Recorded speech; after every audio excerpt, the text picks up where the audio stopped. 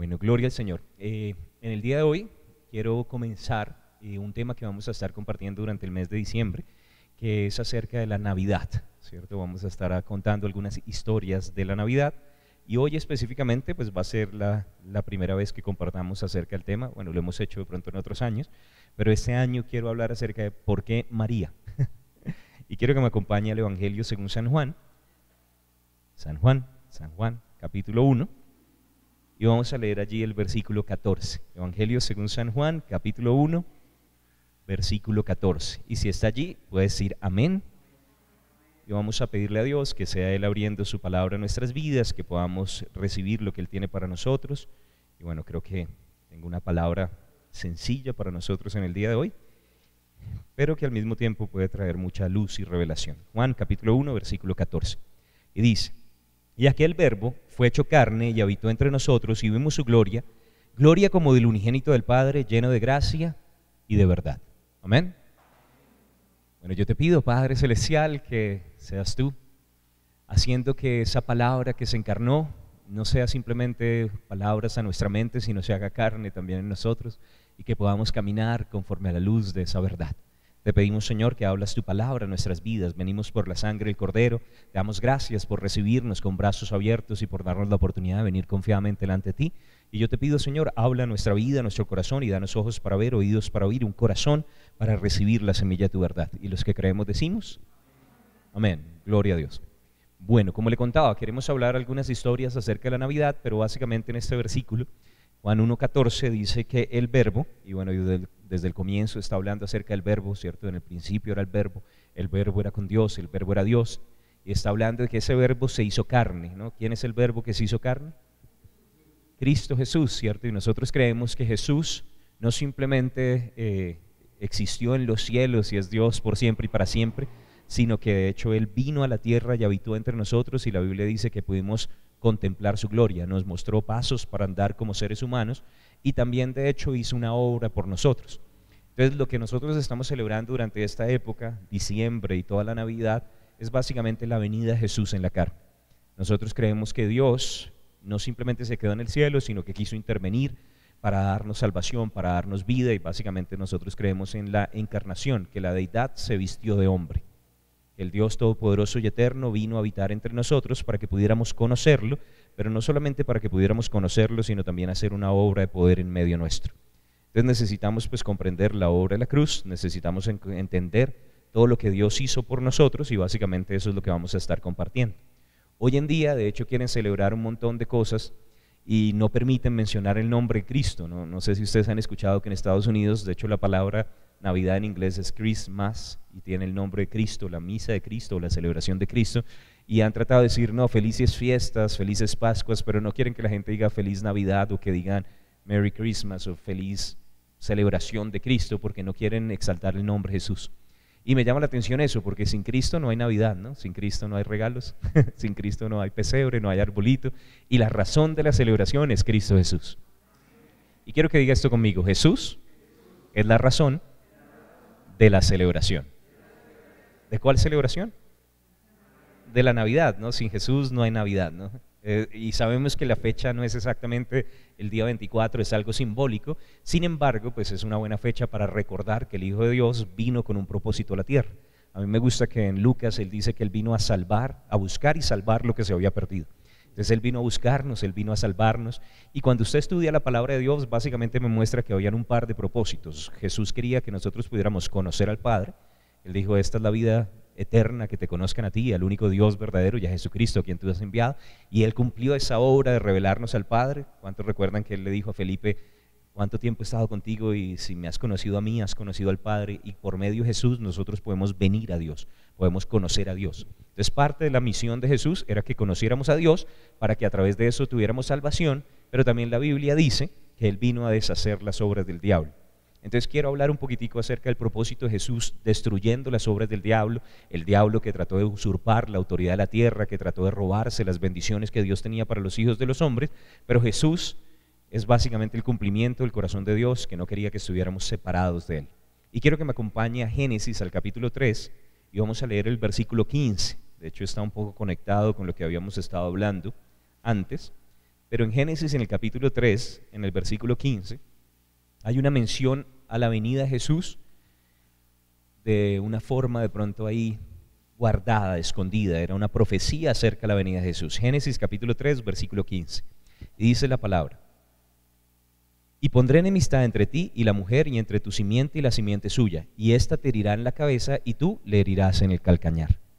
Ahora, para entender un poquitico el contexto, básicamente Dios ha hablado con el hombre, le dice, bueno, es que comiste del árbol que yo te mandé que no comieras, y él dijo, la mujer esa que tú me diste, ¿no? Y hay un montón de personas echándole la culpa de las cosas que le pasan a otras personas, pero realmente la responsabilidad es de cada uno de nosotros. Y también estaba culpando a Dios que le había dado a la mujer. Después le pregunta a la mujer y la mujer dijo la serpiente, ¿cierto? Y ninguno asumió la responsabilidad y bueno, nos metieron en todo este problema en el que nosotros estamos. Pero cuando habló con la serpiente estaba en una condición eterna y básicamente el Señor le dijo, por causa de lo que hiciste, maldita serás. Y después le profetiza esto y dice, y pondré enemistad entre ti, está hablándole a la serpiente, y la mujer, y bueno, la única mujer en ese momento pues es Eva, ¿cierto? Y entre tu simiente, la simiente de la serpiente, y la simiente suya, la simiente de la mujer, y esta te herirá en la cabeza, la simiente de la mujer heriría en la cabeza a la serpiente, y tú, la serpiente, le herirás a la simiente de la mujer en el calcañar. Ahora, esto es una profecía y normalmente en teología eso es conocido como el protoevangelio, entonces quiero compartir un poquitico acerca de pronto de un concepto teológico. ¿Cuál era el problema realmente de lo que sucedió en el huerto del Edén? ¿Por qué era necesario que Jesús tomara un cuerpo de hombre y por qué era necesario que Él viniera para hacer una obra en medio de nosotros? Pues resulta que un hombre armó el problema y un hombre tenía que resolverlo. ¿Cierto? El hombre que armó el problema, nosotros sabemos que fue Adán, pero Dios estaba diciendo que ese problema que armó Adán, Dios lo iba a resolver a través de la simiente de la mujer. Aquí hay un montón de cosas porque realmente ahí estaba en oculto, estaba escondido lo que iba a ser el evangelio de la salvación. Dios mismo estaba predicando delante de Adán y de Eva que uno iba a nacer que iba a resolver este problema, y por eso Adán después responde que Eva iba a ser madre de todos los vivientes, y gracias a eso pues el Señor los cubre con túnicas de pieles, básicamente porque Él creyó en aquel que vendría para resolver el problema. Pero hay un par de símbolos allí. Cuando están hablando de la serpiente, ¿cuántos saben que la serpiente es el diablo? Satanás, la serpiente antigua, ¿cierto? Y bueno, básicamente es el enemigo, el adversario de nuestras almas, pero aparte de eso también está la mujer y la simiente de la mujer. Para los judíos, la mujer no era la que daba la simiente, no daba la semilla. El hombre es el que pone la semilla, que fecunda el óvulo para que finalmente sea gestado el bebé. Entonces, cuando estaba hablando acerca de esto, para los judíos era un poco extraño porque estaba diciendo que una mujer iba a tener simiente, una mujer iba a tener semilla. Y los judíos realmente no entendían eso. Iba a poder una mujer concebir sin la necesidad de un varón. Y Dios lo había profetizado de esta manera para que pudiera también nacer sin pecado, para que fuera concebido sin pecado. Ahora, la simiente de la mujer, el hijo que nacería de un nacimiento virginal, es Cristo Jesús. Pero aquí están profetizadas dos cosas. Aquí está profetizado la aparición de una virgen que iba a concebir a un niño, y al mismo tiempo está profetizado el niño que iba a derrotar a la serpiente, que le iba a pisar en la cabeza. En la Biblia también la cabeza es un símbolo de autoridad, entonces básicamente lo que estaba diciendo es que ese que iba a nacer de un nacimiento virginal le iba a quitar la autoridad a esa serpiente, pero al mismo tiempo dice que la serpiente lo iba a herir, y en la cruz ciertamente pues lo hirió, creyó que lo había herido completamente, pero era una trampa para que a través de eso el Padre pudiera infiltrar a Jesús en medio del infierno, rescatar a los que habían sido llevados cautivos por mucho tiempo y poder así abrir el cielo para que pudieran entrar todos aquellos que creían en Él. Pero entonces lo que quiero que note aquí es que estaba profetizado que la solución al problema que habló Adán o que armó Adán básicamente era la simiente de la mujer. Quiero que me acompañe a Isaías al capítulo 7, y en Isaías en el capítulo 7 vamos a leer el versículo 14. Isaías capítulo 7, verso 14. Y el profeta Isaías es conocido como el quinto evangelio porque tuvo mucha revelación acerca de Jesús, de la cruz, pero también del nacimiento de Jesús. Y yo quiero que observe un par de versículos en Isaías. Isaías capítulo 7, versículo 14. Por tanto el Señor mismo os dará señal. He aquí que la Virgen concebirá y dará a luz un hijo, y llamará su nombre Emmanuel. Ahora, yo quiero que note que había una señal que Dios había dejado, que la Virgen concebiría y daría a luz un hijo. Entonces una virgen iba a tener un niño, y obviamente pues esto es científicamente imposible, pero ¿cuántos saben que las cosas que son imposibles para los hombres son posibles para Dios? tenemos un Dios que es el Dios de lo imposible, y básicamente aquí está hablando acerca de María. Algunas personas dicen, es que ustedes los cristianos no creen en María, pero no creer en María es básicamente quitar un montón de porciones de la Escritura, ¿no? Comenzando desde Génesis 3:15, donde aparece ella profetizada, Isaías, donde aparece profetizada, y prácticamente Jesús, para poder encarnarse, para hacerse hombre, necesitaba una entrada legal a este mundo. Y María, el vientre de María, era la forma en la que Jesús podía legalmente venir como hombre a este mundo. Quiero que me acompañe a Mateo, al capítulo 1, y en Mateo 1 vamos a ver el cumplimiento de esta profecía. Vamos a leer los versículos 18 al 23. Mateo capítulo 1, versículos 18 al 23. Y dice allí, el nacimiento de Jesucristo fue así. Estando desposada María, su madre, con José, antes que se juntasen, se halló que había concebido del Espíritu Santo. Entonces quiero ir mencionando de pronto algunas cosas. Resulta que en la cultura hebrea, normalmente cuando una niña estaba entre los 12 o los 14 años, así como el niño celebraba el bar mitzvah, ellos también, las mujeres también tenían una celebración similar en la cual ya pasaban de ser niñas a ser mujeres, y básicamente en esa época podían ser comprometidas o entregadas como en una promesa a alguien con el que se iban a casar, ¿cierto? Y podía pasar a los 12, 13, 14 años, no quiere decir que el matrimonio se hiciera inmediatamente. Normalmente tenían, después de que ya había una promesa, por lo menos un año de entrenamiento para el matrimonio, y eso me llama la atención, que ellos se tomaban el matrimonio tan en serio. A veces ni siquiera eran ellos los que escogían a la pareja, sino que eran los papás los que escogían a la pareja. ¿A cuánto les gustaría eso, que sus papás, su mamá le escogiera el novio para la niña? Y bueno, y yo veo que hoy en día las personas escogen y no duran, pero en cambio ellos no escogían, eran los papás los que escogían y duraban un montón de tiempo. Pero yo creo que no era simplemente porque los papás escogieran, sino porque también se tomaban en serio esto y veían a través de la palabra que era lo que Dios esperaba a través o acerca del matrimonio. Y yo creo que hoy en día nosotros deberíamos hacer lo mismo, ¿no? Que no deberíamos simplemente, me quiero casar y este fin de semana ya nos casamos. No, deberíamos tomarnos el tiempo para hacer un prematrimonial, para realmente ver qué dice la Biblia y a través de eso ser fortalecidos en la palabra, tener los cimientos claros y al mismo tiempo ver si realmente estamos dispuestos a hacer ese compromiso, ¿no? Entonces pues creo que esa es la forma correcta. Pero entonces María estaba desposada, quiere decir que estaba comprometida, la habían entregado en compromiso, y durante el tiempo del compromiso el novio se iba a construir una casa para que ellos pudieran habitar. José estaba en otro lado construyendo la casa, y entonces la historia comienza que estando desposada, o que estando comprometida, por así decirlo, para entenderlo un poco mejor, con José, se halló que había concebido el Espíritu Santo. Entonces ahorita vamos a leer la historia en Lucas de cómo fue esta concepción, pero dice, José su marido, como era justo y no quería infamarla, quiso dejarla secretamente, y pensando él en esto, he aquí un ángel del Señor le apareció en sueños y le dijo, José, hijo de David, no temas recibir a María tu mujer, porque lo que en ella es engendrado del Espíritu Santo es. Ahora, José era un varón justo, era un buen hombre, ¿cierto? Dice que él no quería infamarla, pero él se sintió traicionado, ¿no? Él quería dejarla, como pues, era la promesa de que se iba a casar conmigo y ahora aparece embarazada, y puede que ella le hubiera contado la historia, pues al principio, pues muy difícil para un hombre creerlo, y él dijo, bueno, no quiero hacerle daño. Ahora quiero explicar una parte de eso. Cuando una mujer estaba ya entregada en compromiso, si en ese tiempo quedaba embarazada y no era de su esposo, finalmente lo que podían hacer bajo la ley judía era que la podían apedrear. Entonces pues ella estaba, María, poniendo en riesgo también su vida, y por el mismo causa yo me doy cuenta que José era un buen hombre, porque él no quería que la apedrearan, él quiso simplemente escaparse, como diciendo, me van a echar la culpa a mí, van a decir que yo fui el que hice, no sé, la falta, el que finalmente me acosté con ella antes de consumar el matrimonio, y él estaba dispuesto a asumir la falta para que ella no muriera. Entonces parece ser que José la quería, pero en medio de eso el Señor le habló, y el Señor le apareció en un sueño a través de un ángel, ¿cierto? Y le dijo que no tuviera temor de recibirlo. Versículo 21. Y entonces en el verso 20 le dice que lo que ella va a tener, el hijo que va a tener, es engendrado por el Espíritu Santo, es engendrado por Dios. Verso 21. Y dará luz, María dará a luz un hijo, y llamará su nombre Jesús, porque él salvará a su pueblo de sus pecados. Y todo esto aconteció, dice el evangelista Mateo, para que se cumpliese lo dicho por el Señor por medio del profeta, cuando dijo, he aquí una virgen concebirá y dará a luz un hijo, y llamará su nombre Emmanuel, que traducido es Dios con nosotros. Y despertando José del sueño, hizo como el ángel del Señor le había mandado y recibió a su mujer, pero no la conoció hasta que dio a luz a su hijo primogénito y le puso por nombre Jesús. Ahora yo quiero que observe el versículo 25, dice, no la conoció. No es que no se hubieran presentado, la palabra conocer en el hebreo, y bueno, en el griego también, básicamente tiene que ver con la intimidad. No tuvieron relaciones íntimas hasta después de que Jesús nació.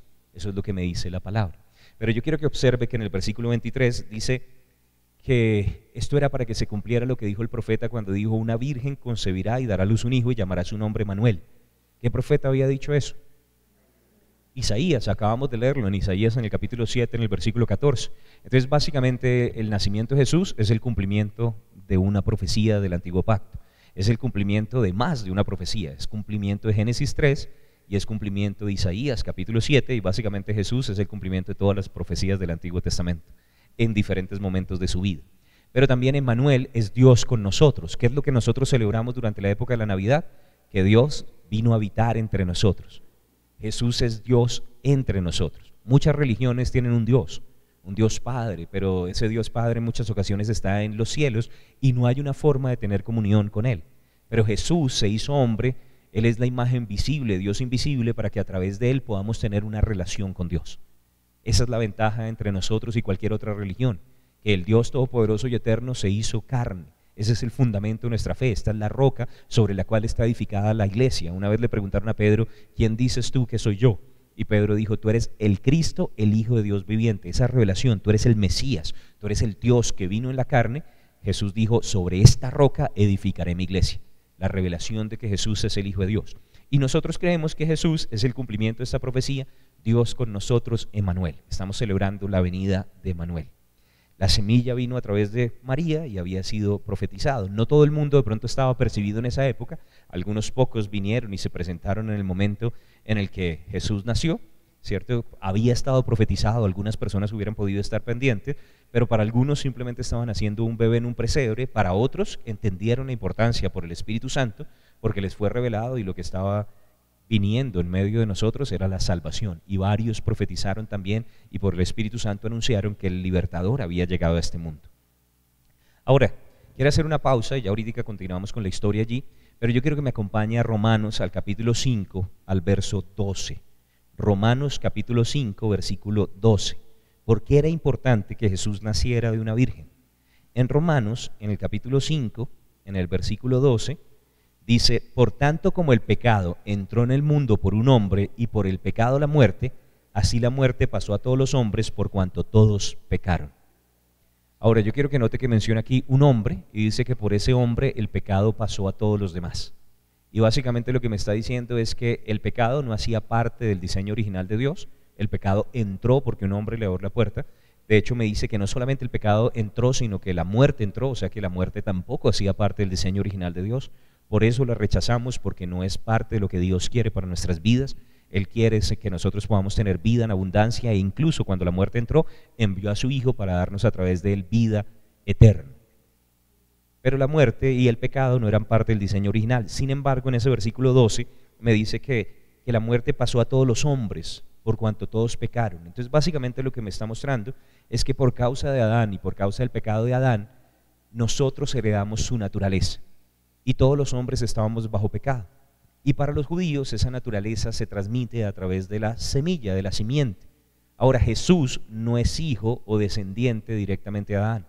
Adán vivió sin pecado, pero él voluntariamente se sometió al enemigo y por causa de esto entonces quedó bajo pecado. Jesús nació de un nacimiento virginal para no tener la herencia de pecado. Y de esa manera vivió otra vez como el primer Adán, sin pecado, sin la influencia del diablo, sin la influencia del enemigo, para a través de eso poderse entregar como un sacrificio perfecto para nosotros. Todos los demás que nacimos por causa del nacimiento natural estábamos perdidos en nuestros delitos y pecados, pero Jesús no tenía una naturaleza de pecado. Ahora, como nosotros estábamos bajo una naturaleza de pecado, el diablo tenía autoridad sobre nuestras vidas. Él ha tenido autoridad sobre la vida de cada uno de los hombres, les pertenecía, éramos parte de su reino, era el Dios de ese reino de tinieblas y nosotros hacíamos parte de su reino y éramos como simplemente ganado u objetos suyos. Si yo tengo una silla y es mi silla y yo rompo la silla, nadie puede meterme en un problema legal por causa de eso.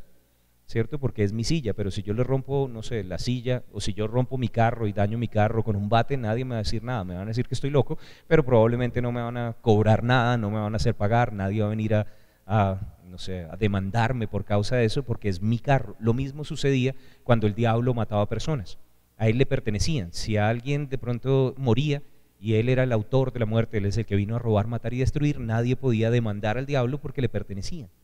Pero Jesús nació sin pecado, Jesús no le pertenecía. Y cuando el diablo atentó contra Jesús en la cruz, estaba matando a un hombre libre y ya había una causa en contra de él. Por eso en el Evangelio de Juan, en el capítulo 12, Jesús dijo: ahora viene el juicio del príncipe de este mundo. Él sabía que el momento en el que el diablo tratara de matarlo a él, iba a meterse en un problema legal. Entonces esto era lo que Dios estaba haciendo, quería que a través de eso viniera un sacrificio perfecto para cada uno de nosotros.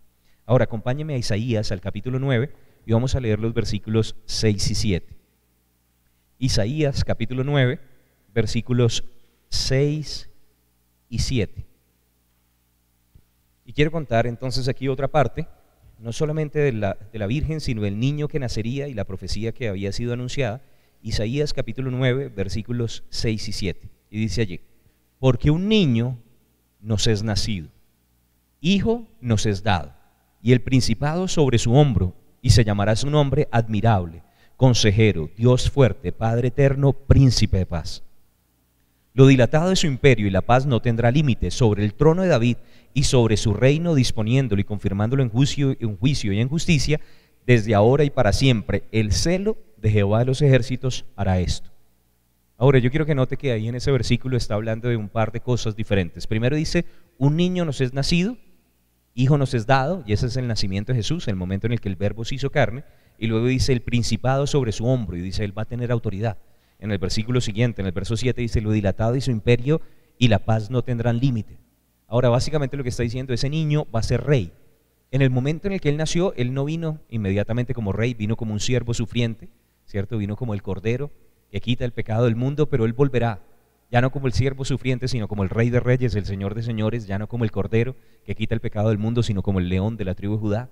Ya pasaron los días del alfa, ahora estamos en los días de la omega y estamos esperando el regreso de Jesús, no solamente como abogado, intercesor, sino como juez de todos en la tierra. Amén. Pero entonces aquí está hablando acerca de las dos venidas de Jesús. En estos versículos habla acerca de la primera venida y de la segunda venida. Sin embargo, el niño que iba a nacer era el mismo que iba a ser el rey sobre todas las cosas, y específicamente en el versículo 7 me dice que iba a heredar el trono de David. Dios había prometido a David que de su descendencia, de su linaje, iba a nacer el Mesías. Ahora, cuando usted estudia el linaje de Jesús, tanto en Mateo como en Lucas, uno por el lado de José, ¿cierto?, que era como su padrastro, su padre adoptivo, y el otro por el lado de María, ambos son descendientes de la tribu de Judá y descendientes de David. O sea que por lado y lado Jesús es el cumplimiento del hijo de David. Entonces quiero que me acompañe teniendo en cuenta esto, que el príncipe iba a venir, un niño nos es nacido, un hijo nos es dado, lo dilatado de su imperio no tendrá fin. Y acompáñeme a Lucas al capítulo 1 y vamos a leer los versículos 26 al 38. Evangelio según San Lucas, capítulo 1, versículos 26 al 38. Y esta es la parte de la historia realmente donde quiero que nos quedemos, que compartamos allí. Y dice: al sexto mes, el ángel Gabriel fue enviado por Dios a una ciudad de Galilea llamada Nazaret. Ahora, cuando dice al sexto mes, viene de una historia antes donde había una pariente de María que se llamaba Elizabeth, estaba casada con un señor que se llamaba Zacarías, no podían tener hijos, pero por la obra del Señor, ella concibió y estaba esperando un bebé que era Juan el Bautista. ¿Cuántos han leído la historia de Juan? ¿Cierto? Y dice: y al sexto mes, el ángel Gabriel fue enviado por Dios a una ciudad de Galilea llamada Nazaret, a una virgen desposada con un varón que se llamaba José. ¿Se acuerda? Una virgen que estaba comprometida, de la casa de David, y el nombre de la virgen era María. Y entrando el ángel en donde ella estaba, dijo: salve, muy favorecida, el Señor es contigo, bendita tú entre las mujeres. Ahora yo quiero que escuche esta: muy favorecida. Ahora, ¿cuántos entienden algo acerca del favor de Dios?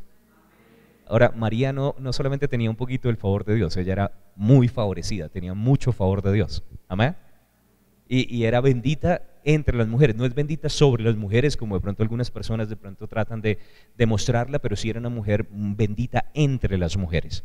Y quiero que note lo que dice allí, verso 29. Mas ella, cuando le vio al ángel, se turbó por sus palabras y pensaba qué salutación sería esta. Entonces el ángel le dijo: María, no temas, porque has hallado gracia delante de Dios. Ahora, yo no sé, pero cuando ya el Señor empieza a repetir algo, yo creo que es algo importante, ¿no? En el versículo 28 está diciendo que ella era muy favorecida, y en el versículo 30 dice que ella halló gracia. Y quiero mencionar esto. En muchas ocasiones la gente dice: bueno, pero ¿por qué María? Yo creo en parte, por una de las razones es porque ella fue capaz de responder al plan de Dios. Pero sin embargo, cuando yo observo estas dos palabras, eso me muestra que el Señor no quería a cualquier persona, Él quería una persona especial, y Él escogió específicamente a María para poder traer a su hijo a este mundo. Amén. Dios tenía un plan, y a veces cuando nosotros somos escogidos para hacer diferentes cosas, no es simplemente porque Dios empezó Team Marín de Doping Way, bueno, le tocó a usted, ¿cierto? Sino que ¿cuántos creen que fuimos escogidos desde antes de la fundación del mundo? Que Él tiene planes preparados para nosotros. La Biblia de hecho dice que somos hechura suya, creados en Cristo Jesús, para buenas obras que Él preparó de antemano para que anduviésemos en ellas. Y a mí me gusta eso.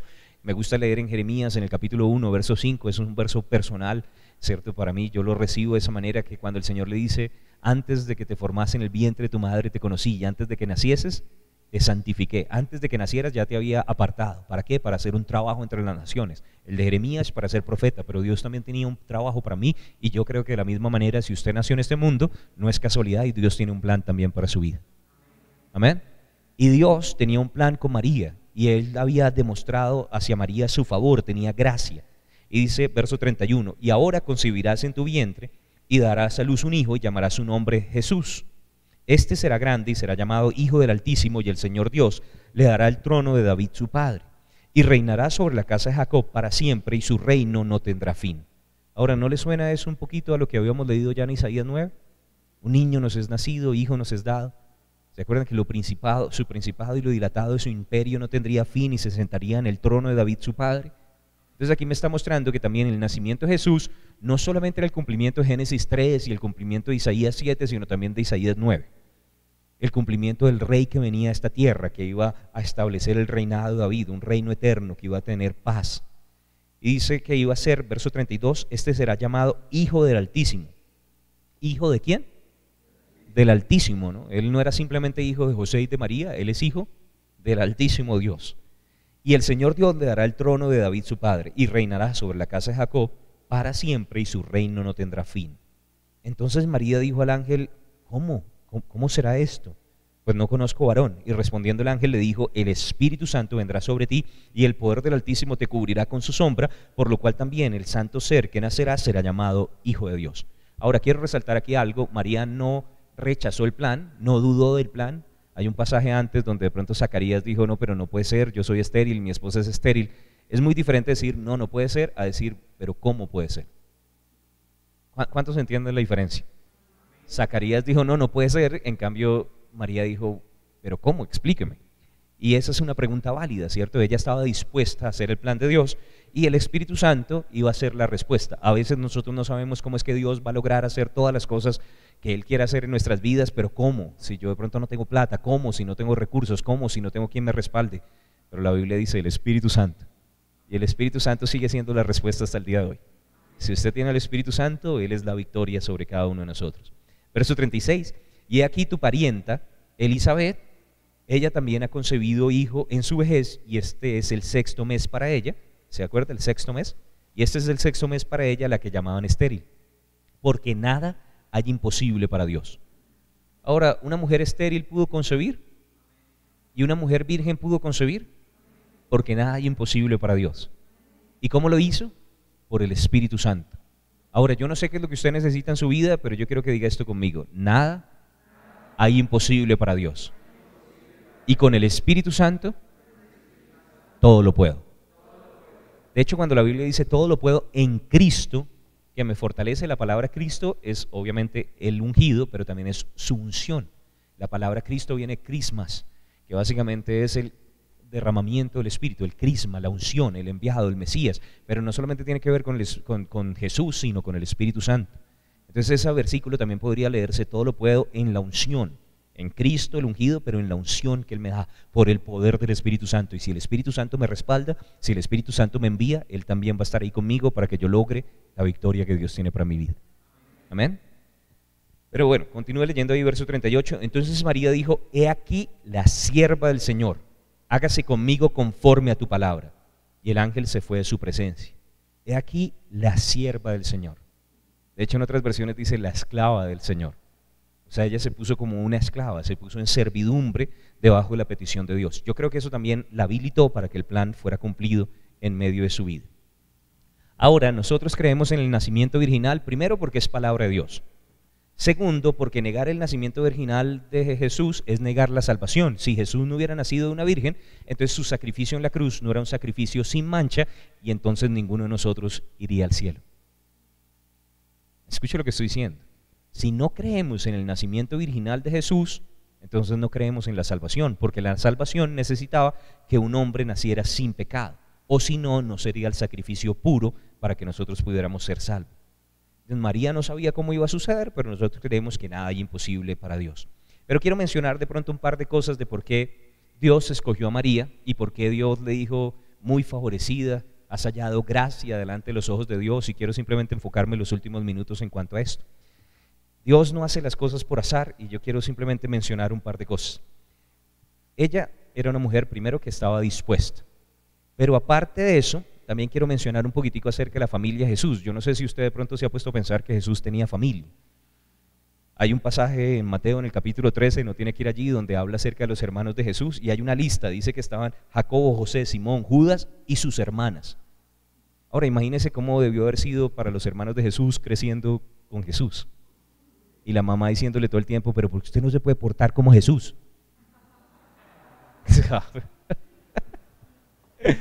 Pero entonces en la Biblia me dice que Jesús tenía más hermanos.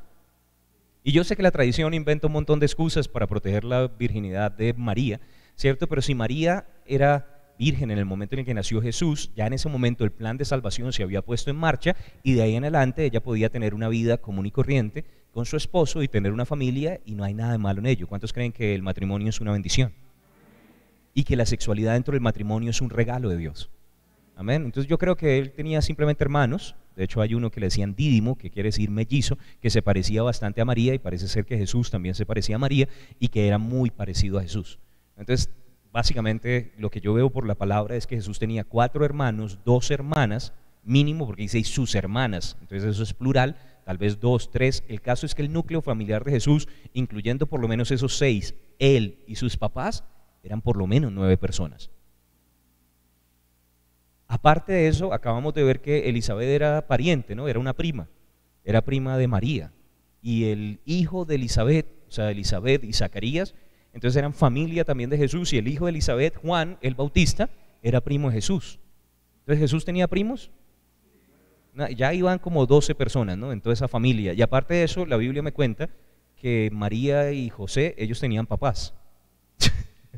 Como la gente normalmente, ¿cierto? Y por eso en Mateo aparece el linaje de Jesús por el lado de José y por el lado de María, y nos cuenta específicamente que de hecho habían abuelitos. Yo no sé si usted piensa que de pronto, no sé, a veces no consideramos eso, que Jesús de pronto le dijo abuelito a alguien, ¿no? Eso pero es como para pensarlo, ¿no? O sea que eran un montón de personas, nada más contando esos 12 más los 2 abuelitos que menciona, o sea hay 14 personas mencionadas en la Biblia que eran familia de Jesús. O sea que las navidades debían ser chéveres. No, no tenían Navidad. Pero bueno, el caso es que era un poco de gente allí que estaba con Jesús. Pero quiero contarle un poquitico acerca de la vida de María en la Biblia. En la Biblia me cuenta que María dio a luz a Cristo Jesús.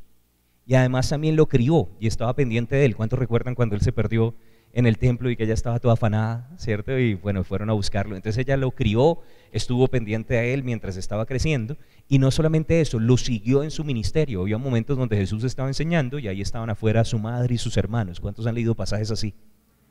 Cuando estaba Jesús siendo crucificado en la cruz, todos los discípulos se desaparecieron exceptuando Juan, y las mujeres en cambio sí estuvieron con él en la cruz, y entre ellas estaba María, viendo a su hijo morir en la cruz. Eso debe ser algo terrible. Y además la Biblia me dice que en el momento en el que Jesús resucitó, ella estaba entre las personas que se les aparecieron.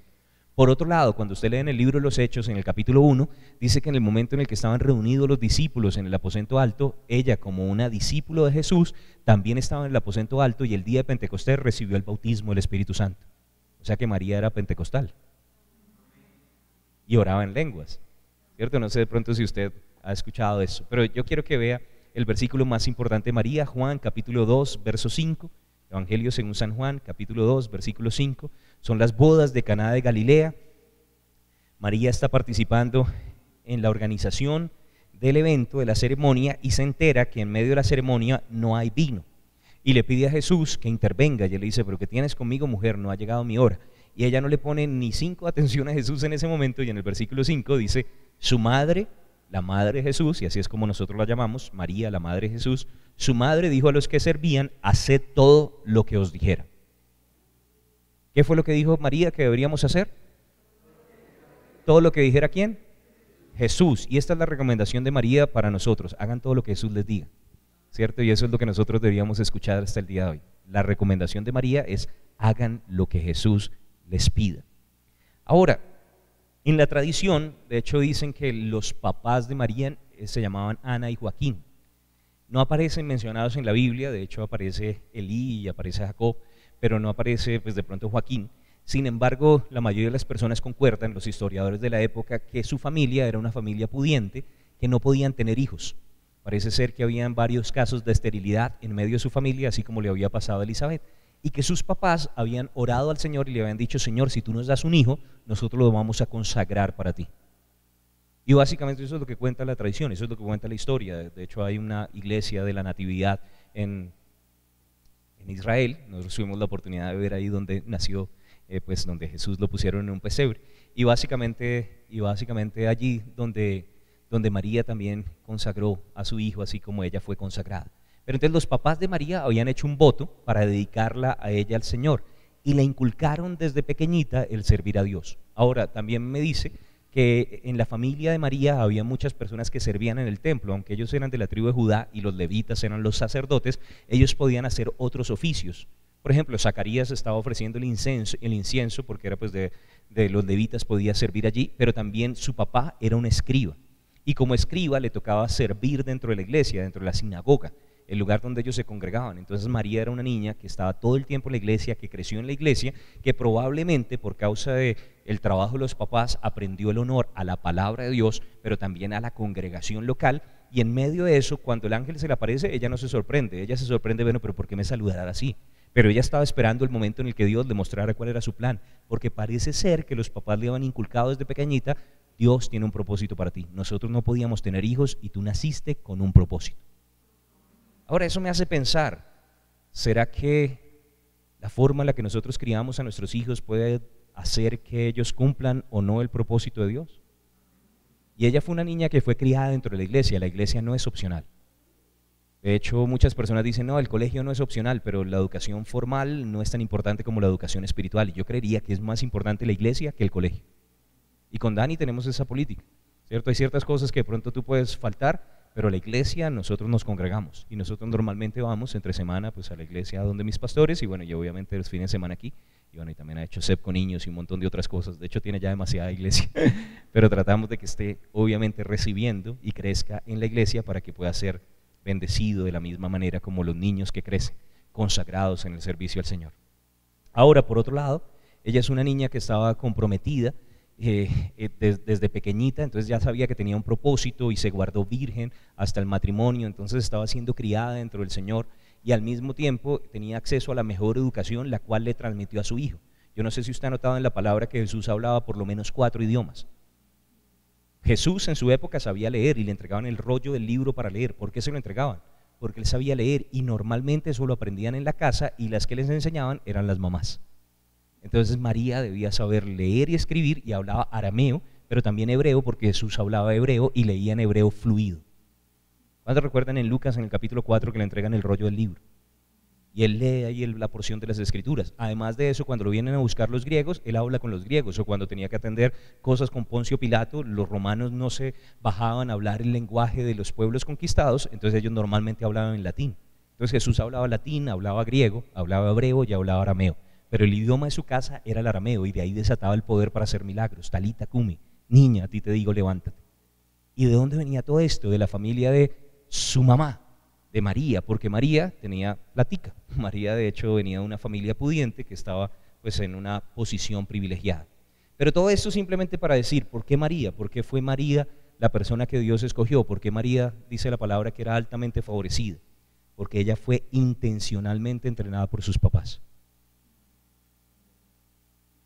¿Será que si nosotros somos intencionales en el entrenamiento de nuestros hijos, también Dios los puede utilizar para propósitos eternos? La Biblia dice que nosotros podemos hacer de nosotros mismos vasijas útiles, pero asimismo podemos hacer también de nuestros hijos vasijas útiles. Por otro lado, a ella le enseñaron a servir a Dios fielmente en su congregación local. Por otro lado, también le enseñaron a honrar y obedecer a Dios en el plan que tenía para su vida. Hágase conmigo, con la sierva del Señor, conforme a tu palabra. Y estas cosas la calificaron para que ella fuera la mujer escogida por Dios. Ahora, cuando yo veo toda esta historia, digo, bueno, ¿cómo estoy yo entrenando a mi hijo? ¿Será que yo estoy entrenando una María para que cuando el Señor venga, él diga, bueno, hágase conmigo conforme a la palabra? María no tuvo temor de exponer su vida para que naciera el Salvador del mundo. Y hoy en día debemos obviamente todo a nuestro Señor Jesús, que entregó su vida en la cruz, pero debía haber un canal por el cual Él se manifestara, y el favor de Dios hizo que María estuviera escrita en toda la historia, profetizada, y que nosotros estemos hablando en el día de hoy gracias a que ella fue capaz de cumplir el plan de Dios.